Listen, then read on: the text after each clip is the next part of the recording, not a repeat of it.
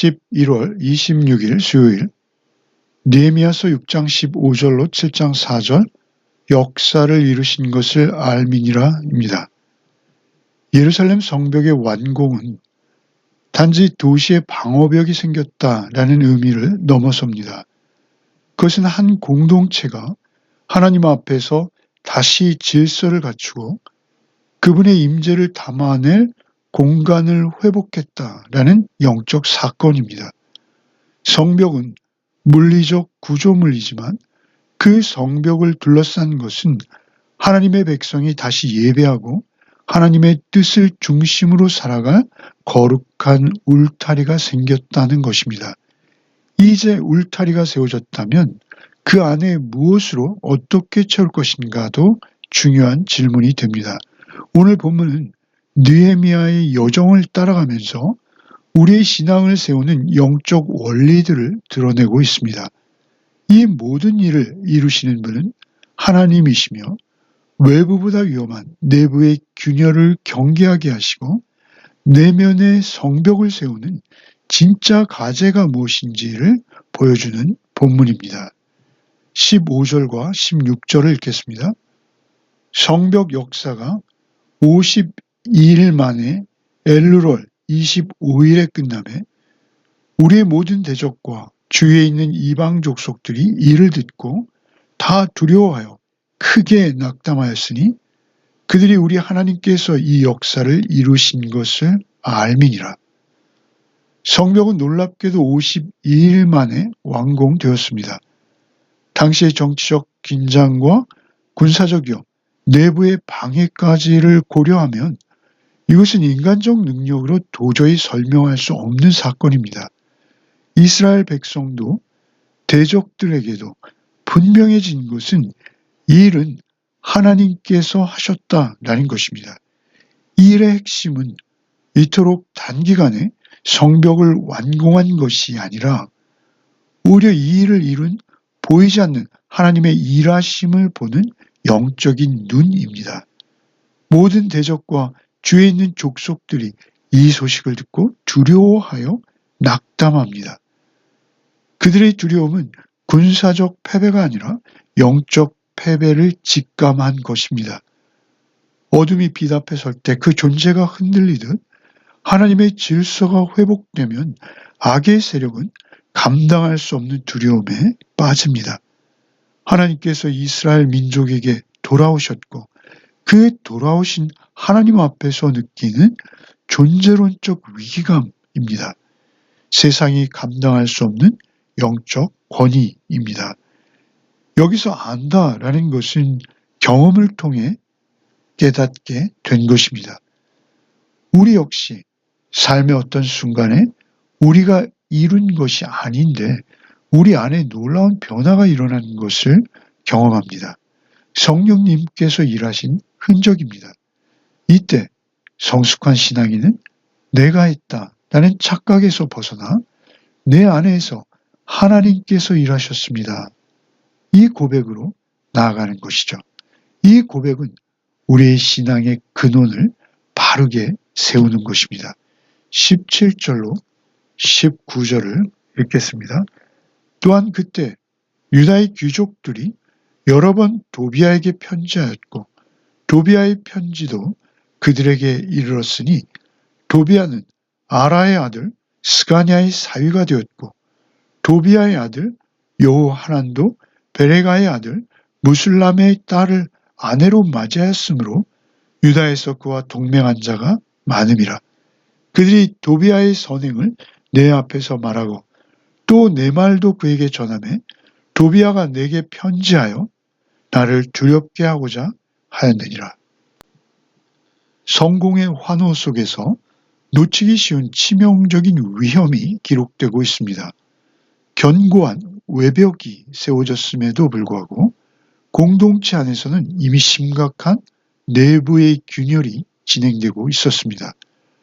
유다의 지도자급 귀족들이 대적 도비아와의 혼인관계는 물론이요 동맹까지 맺고 내통하고 있었습니다. 19절에 유다의 귀족들이 느헤미야 앞에서 말하는 도비아의 선행은 실제 그가 유대인과 성전을 위해서 선한 행위를 했다라는 의미는 절대 아닙니다. 선행이라는 단어로 가려진 어떤 상호의 이권 동맹으로 타락한 유착관계에서 나오는 로비와 같은 행위이죠. 하나님의 공동체에 가해지는 위협은 두 가지 모습으로 드러나고 있습니다. 외부의 물리적인 공격과 내부의 가치관적 타협입니다. 정말 위험한 위기는 외부의 공격이 아니라 공동체 지도자들 안에서 일어나는 가치관의 내통입니다. 외부의 공격은 오히려 신앙 공동체를 하나로 묶고 더욱 단단할 수 있도록 결속시킵니다. 그러나 내부의 타협은 마음의 벽, 곧 가치관의 성벽을 허물어뜨려 공동체 안으로부터 무너지도록 편을 가르고 결국은 붕괴시키는 것이죠. 도비아가 위험한 이유는 그가 이방인이라서가 아니라 그의 세속적 가치관이 공동체 지도자들의 마음을 사로잡았기 때문입니다. 우리도 우리 안에 경계해야 할 내면의 도비아는 언제나 존재합니다. 하나님의 관점이 아닌 세속적 관점으로 성공과 효율, 이익을 기준으로 판단하는 마음들입니다. 사람의 칭찬과 인정에 약해지는 마음으로 하나님의 인정보다 사람의 평가를 더욱 두려워하는 태도입니다. 느헤미야는 결코 두려워하지 않고 영적인 경계선을 분명하게 세웁니다. 7장 1절로 4절입니다. 성벽이 건축됨에 문짝을 달고 문지기와 노래하는 자들과 레위 사람들을 세운 후에 내 아우 하나니와 영문에 관한 하냐냐가 함께 예루살렘을 다스리게 하였는데 하나냐는 충성스러운 사람이요 하나님을 경외함이 무리 중에서 뛰어난 자라. 내가 그들에게 이르기를 해가 높이 뜨기 전에는 예루살렘 성문을 열지 말고 아직 파수할 때 곧 문을 닫고 빗장을 지르며 또 예루살렘 주민이 각각 자기가 지키는 곳에서 파수하게 하되 자기 집 맞은편을 지키게 하라 하였노니 그 성읍은 광대하고 그 주민은 적으며 가옥은 미처 건축하지 못하였음이니라. 성벽이 완성되자 느헤미야는 즉시 성문을 책임지는 관리자들을 임명하고 공동체의 질서를 다시 정비합니다. 단순한 도시방어 시스템을 구축하는 것이 아니라 하나님의 백성의 거룩함을 지키기 위한 영적 경계선을 세우는 것입니다. 느헤미야가 가장 먼저 세운 사람은 성벽을 지키는 군인이 아닙니다. 성전의 문지기, 노래하는 자, 레위인입니다. 성벽의 궁극적인 목적이 군사적 안전보다는 하나님을 향한 예배 공동체를 보호하고 회복하는 것이었습니다. 모든 질서의 중심은 예배입니다. 다음으로 세워진 자들은 예루살렘 전체의 지도자들이었습니다. 그들을 세우는 기준은 무리 가운데 충성스럽고 하나님을 경외하는 자들이었습니다. 성경적 리더십의 핵심적 자질은 세상적인 능력이 아니라 하나님을 경외하는 자였습니다. 하나님 경외, 곧 하나님을 두려워하는 자만이 자신의 욕망을 경계할 수 있기에 그렇습니다. 앞서 예루살렘의 지도자들이 도비야와 내통했던 것은 그들에게 하나님을 두려워함이 없었던 것입니다. 하나님을 경외하는 자만이 자신의 욕망을 경계할 줄 알고 하나님의 뜻을 자신의 야망보다 앞세울 수 있기에 그렇습니다. 3절에는 해가 높이 뜨기 전에는 성문을 열지 말라고 합니다. 이 명령은 영적 자아 통제의 원리를 상징합니다. 우리의 마음과 생각, 가치관의 문을 아무에게나 아무 때나 함부로 열면 안 된다는 것을 가리킵니다. 특별히 가치관의 문이 중요합니다. 무엇을 받아들이고 무엇을 거부할지 신중하게 결정하는 것이 거룩을 지키는 길입니다. 흔히 하나님 나라가 경계 없는 사랑으로 오해되고는 합니다. 그러나 사랑을 빙자한 거짓과 타협이 교회의 거룩을 해치는 경우도 굉장히 많다는 것입니다. 경계 없는 영성은 결국 경계 없는 세속화로 나아가고 마는 것이죠.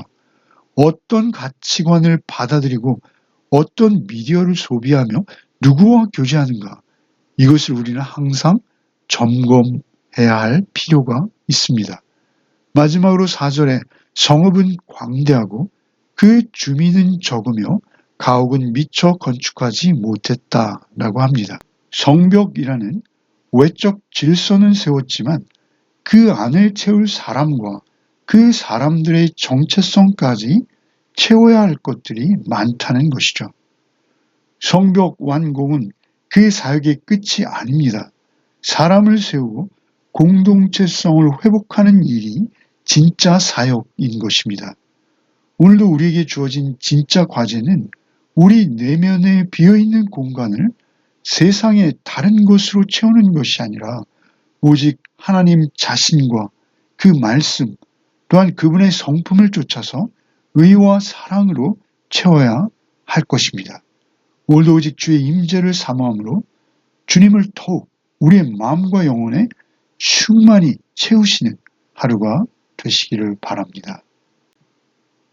기도하겠습니다. 모든 것이 하나님께서 역사함으로 시작되었음을 고백합니다. 외부의 공격보다 더 위험한 내부의 적을 분별하게 하시고 경계하는 지혜를 우리에게 주시옵소서. 내부의 적을 이기는 것은 내 힘이 아니라 주님의 임재라는 것을 기억하게 하셔서 오늘 하루의 삶이 예배가 되게 하시고 하나님을 경외함으로 세상이 주는 모든 유혹으로부터 우리를 지켜내 주시옵소서. 우리 삶의 경계선을 분명히 세우게 하시고 세속의 생각이 우리를 타고 넘지 못하도록 깨어 분별하는 하루를 살게 하여 주시옵소서. 우리 하루의 삶이 견고한 성벽과 같게 되게 하셔서 그 안에 우리의 내면이 오직 하나님으로만 충만하게 채워지게 하여 주시옵소서.